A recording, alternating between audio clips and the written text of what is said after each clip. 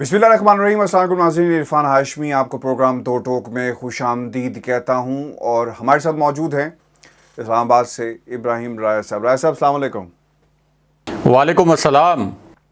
राय साहब, कौम से वादा किया इमरान खान ने कि माफियाज तक पहुँचेंगे, हाथ डालेंगे, बेनकाब करेंगे, रिपोर्ट्स मंजरेआम पे आई। फिर अब हमने देखा कि एक इंसिडेंट जो रिंग रोड स्कैंडल था उसमें दो किरदारों को गिरफ्तार भी किया गया। अब कुछ सवालात हैं मेरे एक आम व्यूअर की हैसियत से, और ये सवालात हमारे व्यूअर्स के भी हैं। मैं चाहूँगा कि वन बाय वन हम इस पर आज तफसील से बात करें। और दूसरी जो अहम खबर है वो शहबाज शरीफ के हवाले से है। तो मेरा ख्याल है कि शहबाज शरीफ तो अब हमारा एक रेगुलर फीचर है प्रोग्राम का, उस पर हम बाद में बात करेंगे। लेकिन रिंग रोड स्कैंडल को हम स्टार्ट करते हैं। सर, 50 लोग ऐसे हैं जिन्होंने फ़ायदा उठाया, जिनकी ज़मीनें थी, रियल एस्टेट बिल्डर्स इसमें हैं, बड़े बड़े ताकतवर लोग हैं, इनके नाम बाहर नहीं आए। पहली बात, दो लोगों को सज़ा देना, ब्यूरोक्रेसी को सज़ा देना, आप समझते हैं कि क्या ये सही था? और दूसरी तरफ जो कौमी ख़जाने को नुकसान पहुंचा, क्या ये नहीं हो सकता कि इन बिल्डर्स से जिन की ज़मीनों में से ये रिंग रोड गुजर रही है, इन लोगों से पैसा वसूल किया जाए? क्योंकि सर फिर इंसाफ हो तो फिर सबके साथ हो ना। दो लोगों को आपने सज़ा दे दी और आप समझते हैं कि ये ट्रू जस्टिफिकेशन है इंसाफ की? देखें हाशमी साहब, ये जो रिपोर्ट आई है और जो प्राइम मिनिस्टर ने एक्शन लिया है उसको मैं ब्रीफ करता हूँ। और मुझे लगता यह है कि जो सवालात आपने उठाए हैं एक व्यूअर के पॉइंट ऑफ व्यू से कि हमारे नाजरीन किस किस्म के सवालात पूछना चाह रहे होंगे इस स्कैंडल की रिपोर्ट के मुतल्लिक, मुझे लगता है कि उसके जवाबात मिल जाएंगे। पहला पॉइंट तो ये है कि ये रिंग रोड स्कैंडल के मुतल्लिक जो पहली इतला थी वो प्राइम मिनिस्टर इमरान खान के दोस्त ने उन तक पहुंचाई थी और ये उनका अपना इनिशिएटिव था। यानी ये ऐसा नहीं था कि पहले कोई ऑपोजिशन ने पॉइंट आउट किया हो कि रिंग रोड का पूरा डिज़ाइन तब्दील किया गया है, उसका नक्शा तब्दील किया गया है। ये प्राइम मिनिस्टर इमरान खान ने जो शफाफियत का एक नारा लगाया था, तो जब उन तक ये इत्तला पहुंची तो उन्होंने ये इनिशिएटिव लिया कि इसकी मैं तहकीकात करवाऊंगा। और यहाँ तक इन्वॉल्व हुए कि मैं आपको पूरी अंदरूनी कहानी इसकी बताता हूँ, और बड़ी हैरान कुन कहानी भी है कि साबिक कमिश्नर रावलपिंडी मोहम्मद महमूद को उन्होंने बुलाया प्राइम मिनिस्टर ऑफिस खुद और उनसे मीटिंग की और उनसे पूछा कि मुझे ये बताएं कि रिंग रोड में हमने क्या नक्शा तब्दील किया है, क्योंकि रिंग रोड प्रोजेक्ट के सरबराह थे कमिश्नर रावलपिंडी के तौर पर मोहम्मद महमूद, और क्या इसके डिज़ाइन में कोई तब्दीली हुई है? जो हमने अप्रूव किया था नक्शा और जो हमने डिज़ाइन अप्रूव किया था। तो ये जो मोहम्मद महमूद साहब हैं ये प्राइम मिनिस्टर इमरान खान के सामने मुकर गए। मुकर क्या गए, इन्होंने उनको मिसगाइड करने की कोशिश की प्राइम मिनिस्टर को, और ये कहा कि नहीं, बिल्कुल भी जो नक्शा अप्रूव हुआ था, जो डिज़ाइन अप्रूव हुआ था, उसके मुताबिक जो है ये सारा काम जारी है। अब प्राइम मिनिस्टर के पास असली नक्शा और असली डिज़ाइन भी मौजूद था, तो उन्होंने कहा आर यू श्योर? उन्होंने कहा जी बिल्कुल, मोहम्मद महमूद साहब जो हैं इन्होंने कहा बिल्कुल कोई तब्दीली नहीं हुई। उस पर प्राइम मिनिस्टर इमरान खान बड़े बरहम हुए। उन्होंने असली नक्शा यानी जो अप्रूव डिज़ाइन और अप्रूव मैप था वो उनके सामने रखा और उनको कहा कि आप प्राइम मिनिस्टर ऑफिस में प्राइम मिनिस्टर से मुलाकात करते हुए उसे मिसलीड कर रहे हैं, आपको शर्म आनी चाहिए। उसके बाद प्राइम मिनिस्टर ने मोहम्मद महमूद को उनके ओहदे से हटाया और फिर ये डायरेक्टिव्स दिए कि इस मामले की तहकीकात की जाएं। फिर ये मामला जब एंटी करप्शन के पास गया और प्राइम मिनिस्टर ने कहा था कि मैं 2 से 4 हफ्तों के दौरान हम इसको मंतकी अंजाम तक पहुंचाएंगे, तो प्राइम मिनिस्टर ने कहा कि आपने एंटी करप्शन के महकमे को कि बिल्कुल किसी किस्म की सियासी मदाखलत, सियासी असर रसूख बर्दाश्त नहीं करना और आप इस पर एक ट्रांसपेरेंट इंक्वायरी करें। अब जब इंक्वायरी हुई तो पता चला कि ये जो मोहम्मद महमूद साहब हैं इन्होंने इसके नक्शे में तब्दीली भी करवाई प्रोजेक्ट सरबराह के तौर पर, और इसका जो डिज़ाइन था वो भी तब्दील करवाया। और 10 हाउसिंग सोसाइटीज़ ऐसी हैं जिनको फ़ायदा पहुंचाया गया और उनके पास जितनी उन्होंने फाइल्स बेची उतनी ज़मीन भी नहीं थी। और हम ये कह रहे हैं, जैसे आप ये कह रहे थे कि उन हाउसिंग सोसाइटीज़ के और मालकान के नाम नहीं आए, नहीं, ऐसा नहीं है। वो हाउसिंग सोसाइटीज़ के नाम भी आए। 2-3 मरतबा हम ये ख़बर इससे पहले ब्रेक भी कर चुके हैं कि वो 10 हाउसिंग सोसाइटीज़ कौन सी हैं, जिनमें नोवा सिटी भी शामिल है। उन्होंने इससे बराह रास्त फ़ायदा उठाया। और अभी जो 2 किरदार गिरफ़्तार हुए हैं, ताबिश और मोहम्मद महमूद समेत, ये मामला यहाँ ख़त्म नहीं किया गया। मामला इससे आगे नैब के सुपुर्द कर दिया गया है कि अब नैब इसको मज़ीद इन्वेस्टिगेट करेगा। और ये जो हाउसिंग सोसाइटीज़ हैं, एक्चुअली इन्होंने कौमी ख़जाने को कम नुकसान पहुंचाया है, मोहम्मद महमूद और इन्होंने मिलकर। इन्होंने असल में आवाम को लूटा है। यानी जब एक हाउसिंग सोसाइटी के पास कोई 900 कनाल के करीब टोटल ज़मीन थी और उसने 4000 फाइल्स बेच दी, क्योंकि उसको एक रास्ता मिल गया था रिंग रोड से, तो उसका ख्याल था कि वो कुछ और लैंड एक्वायर करके वहाँ एक हाउसिंग सोसाइटी जो है उसकी एक्सटेंशन भी बना लेगा। तो इस तरह से आवाम को ये झांसा देकर कि रिंग रोड जो है अब हमारी सोसाइटी से गुजरेगी, तो वो फाइल जिसकी कीमत, सपोज मिसाल मैं दे रहा हूँ, कि जिसकी कीमत 10 रुपये होनी चाहिए, वो फाइल 30-30 रुपये में बिकी है। तो आप अंदाज़ा कर सकते हैं कि 10-10 लाख की फाइल्स जो हैं वो जब 30-30 लाख रुपए में बिकी होंगी, तो उससे आवाम को नुकसान हुआ है जिन्होंने वहाँ ये सारी फाइल्स खरीदी। और अब रिंग रोड जो बनेगा वो अपने ओरिजिनल अप्रूव्ड डिज़ाइन के ऊपर बनेगा। तो जाहिर है कि ये जो आवाम ने एडिशनल पैसे दिए, ज़्यादा पैसे दिए, इस हवाले से अब नैब को कहा गया है कि एक तो अगर इसमें कोई और किरदार भी शामिल हैं, आप उनको भी आइडेंटिफाई करें, और सेकेंडली आवाम से जो पैसे लूटे गए हैं उन पैसों को भी आप वापस करवाएं। दूसरा इसका जो एक एंगल था वो ये था कि क्या जुल्फ़ी बुखारी और ग़ुलाम सरवर ख़ान जो हैं उनका नाम इसमें आया था। तो इस पर हमारे ज़राए ने हमें ये बताया कि प्राइम मिनिस्टर इमरान ख़ान ने जुल्फ़ी बुखारी से इस्तीफ़ा लिया था कि जब तक आपका नाम क्लियर नहीं होता तब तक आप अपने ओहदे से मुस्ताफ़ी हों।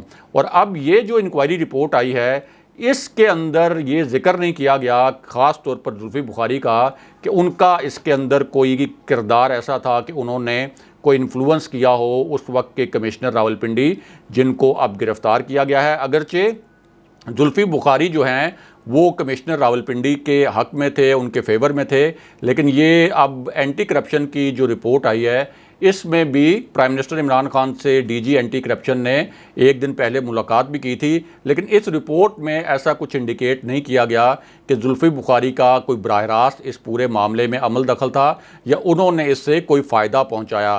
तो ये पूरा इनिशिएटिव तहकीकात करवाने का, तहकीकात को मंतकी अंजाम तक पहुँचाने का, अपनी ही हुकूमत में अपने ही एक इंतज़ामी ऑफिसर और अपने ही वज़रा के ख़िलाफ़, तो मेरा ख्याल है कि ऐसा बहुत कम देखने में आता है कि किसी प्राइम मिनिस्टर की जानिब से या किसी हुकूमत की जानिब से इस तरह की आज़ादाना तहकीकात करवाई जाएं और कमिश्नर लेवल के बंदे को प्राइम मिनिस्टर ख़ुद ऑफिस बुलाएं और ख़ुद उससे सवाल जवाब करें। तो ऐसा फिर जुल्फ़ी बुखारी को वजारत मिल रही है आपकी इस खबर के बाद, और जो आपने पूरा बताया हमें कि ये ऐसा नहीं होगा, आवाम पे ज़्यादा बोझ डला है, तो Zulfi Bukhari has got the clean chit.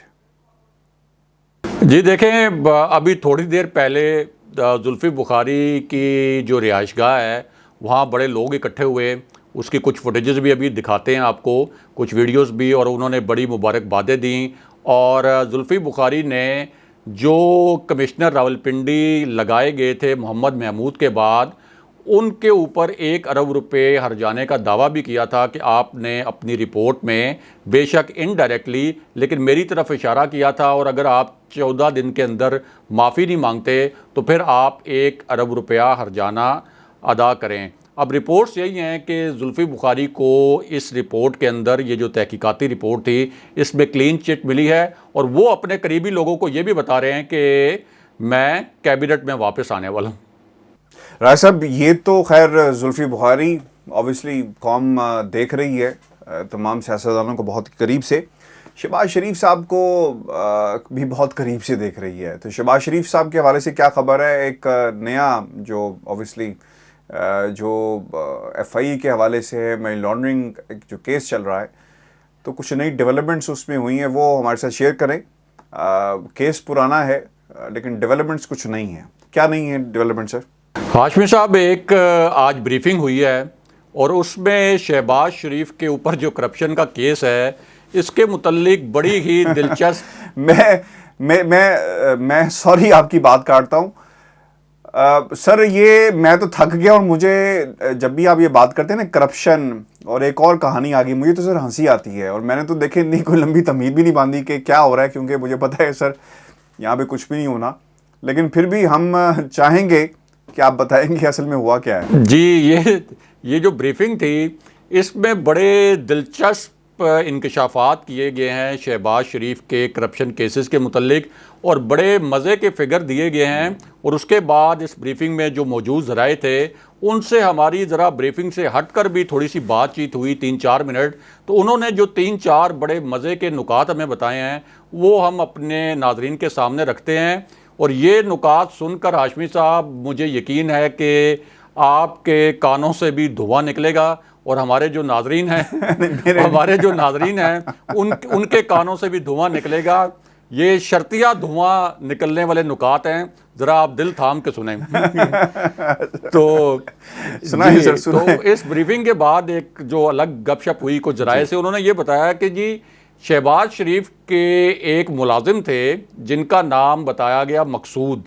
इनकी तनख्वाह थी 15,000 रुपये और इनके अकाउंट में मुंतकिल किए गए 2 अरब 31 करोड़ रुपए। 2 अरब 31 करोड़ यानी 231 करोड़ रुपए। ये मैं नाजरीन के लिए दोहरा रहा हूँ ताकि वो ये ना समझें कि ये कोई स्लिप ऑफ टंग है या मुझसे मेरी कोई ज़ुबान लड़खड़ा गई है, कि 15,000 रुपये लेने वाले मुलाजिम के अकाउंट में 2 अरब 31 करोड़ रुपए डाले गए। उसके बाद एक और किरदार बताया गया, रज़ा अब्बास, और इसके अकाउंट में 1 अरब 20 करोड़ रुपए मुंतकिल किए गए, यानी 120 करोड़ रुपए। गुलाम शब्बर नाम का एक और करैक्टर बताया गया है और इसके अकाउंट में, ये भी शहबाज शरीफ का मुलाजिम था, 1 अरब 10 करोड़ रुपए इसके अकाउंट में ट्रांसफ़र हुए। खिजर हयात नामी एक और शख्स है, इसके अकाउंट में 1 अरब 40 करोड़ रुपए। मोहम्मद गौस नामी एक और मुलाजिम है, उसके अकाउंट में 88 करोड़। इकराम के अकाउंट में 65 करोड़। तनवीर नामी एक और मुलाजिम के अकाउंट में 51 करोड़। और तौकीरुद्दीन नामी एक शख्स के अकाउंट में, जो शरीफ ख़ानदान का मुलाजिम था, उसके अकाउंट में 48 करोड़ रुपए डाले गए।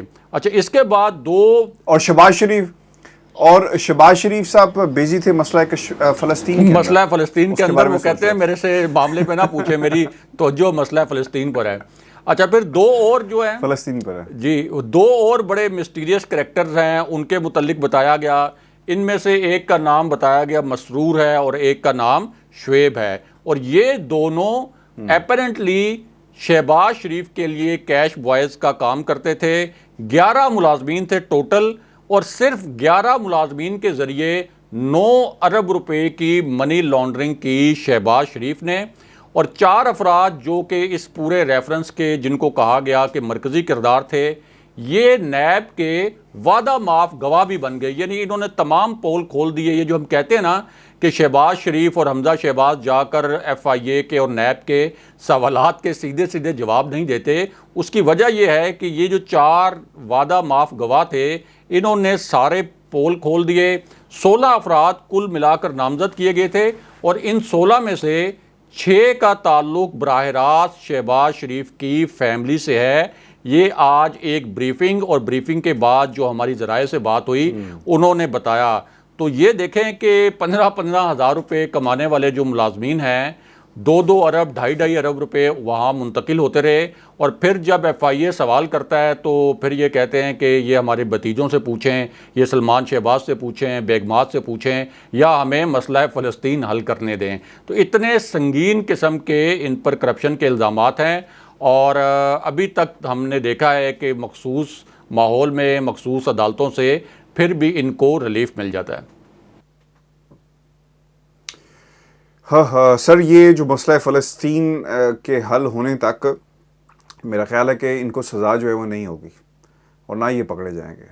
तो लम्हा फ़िक्रिया है और लम्हा है ऐसा कि जिसमें पाकिस्तान के अदालतों को सोचना चाहिए कि वो किस किस्म का इंसाफ करना चाहते हैं, और अदालतें सर ठीक हो जाएं तो मेरा ख्याल है कि सारा निज़ाम ठीक हो जाएगा।